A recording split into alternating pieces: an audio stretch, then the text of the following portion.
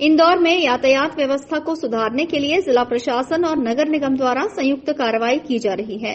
इस अभियान के तहत इंदौर में उन बिल्डिंगों के खिलाफ कार्रवाई की जा रही है जहां पर बेसमेंट का उपयोग पार्किंग के लिए नहीं होकर दुकान या गोदाम के लिए हो रहा था। सोमवार को नगर निगम की टीम ने बॉम्बे हॉस्पिटल के सामने सर्विस रोड पर मौजूद बिल्डिंग के बेसमेंट को सील कर दिया है। इसके अलावा बेसमेंट में बने 4 होटलों को भी सील किया गया है। इस सर्विस रोड पर बड़ी संख्या में आईडीए के आवासीय प्लॉट पर लोगों ने होटल बना ली है। पार्किंग के स्थान पर भी दुकानें बनाने की वजह से कॉलोनियों के लोगों को आवागमन के लिए काफी परेशानी हो रही थी। कलेक्टर आशीष सिंह और निगमायुक्त शिवम वर्मा ने साफ किया है कि शहर में यातायात व्यवस्था को सुधारने और बेसमेंट के खिलाफ की जा रही कार्रवाई में अब तक करीब 130 बिल्डिंगों के बेसमेंट को सील किया गया है। इनमें से 30 बिल्डिंग संचालकों ने शपथ पत्र देकर जल्द ही बेसमेंट की दुकानों को तोड़ने और बेसमेंट का उपयोग सिर्फ पार्किंग के लिए करने की बात कही है।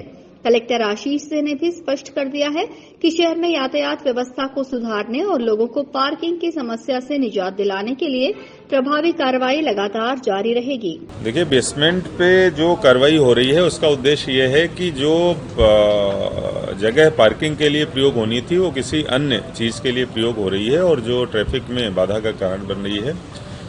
इसलिए जितने भी बेसमेंट जो पार्किंग के लिए यूज होने थे उन सबको हमने नोटिस दिया है कि उनको वापस पार्किंग में कन्वर्ट किया जाए।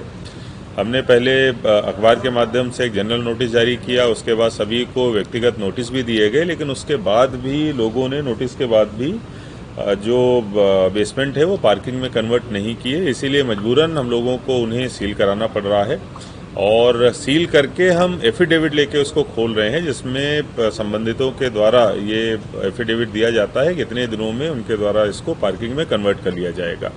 तो जो मुख्य उद्देश्य है वो पार्किंग में कन्वर्जन है, जिसपे हम लोग फोकस कर रहे हैं। नगर निगम की तरफ से एक टीम भी बनाई गई है इंजीनियर्स की जो इस चीज़ को सुपरवाइज कर रही है और अगर 15-20 दिन या एफिडेविट में जो समय सीमा लिखी है अगर उसमें पार्किंग में वापस कन्वर्ट नहीं किया जाता है उस जगह को तो उसको तोड़ने की भी उसको वापस सील करने की कार्रवाई भी करी जाएगी।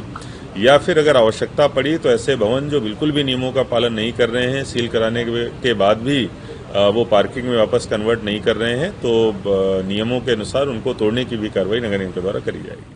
कलेक्टर सर के निर्देशानुसार जो शहर में यातायात व्यवस्था को बेहतर करने के लिए और पार्किंग स्थानों का उपयोग हो इसके मद्देनजर कार्रवाई चल रही है, उसमें ऐसे भवन जहां पर बेसमेंट का उपयोग पार्किंग के लिए स्वीकृत था या गोडाउन के लिए स्वीकृत था लेकिन उसका अन्यत्र कमर्शियल उपयोग हो रहा है, ऐसे 130 बिल्डिंग्स को हम लोगों ने सील किया है और ये कार्रवाई आज भी जारी है। आज भी कुछ भवनों को सील किया जा रहा है और कोशिश यही है कि इन सभी जो बेसमेंट्स हैं उसका उपयोग उसके स्वीकृति के हिसाब से ही हो।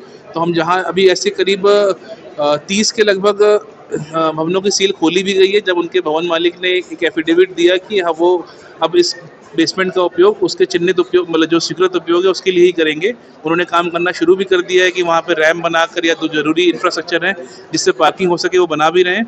हमारी कोशिश यही है कि हम उन पे प्रॉपर साइनेज लगा के पार्किंग और इन्फोर्समेंट करें कि जो वाहन उन भवनों के आसपास है वो उसी भवन के बेसमेंट में जाएं। हम लोग इसका प्रयास कर रहे हैं। उम्मीद है कि प्रशासन की इस सख्ती के बाद शहर में यातायात व्यवस्था दुरुस्त होगी। Bureau report, INN news, Indore.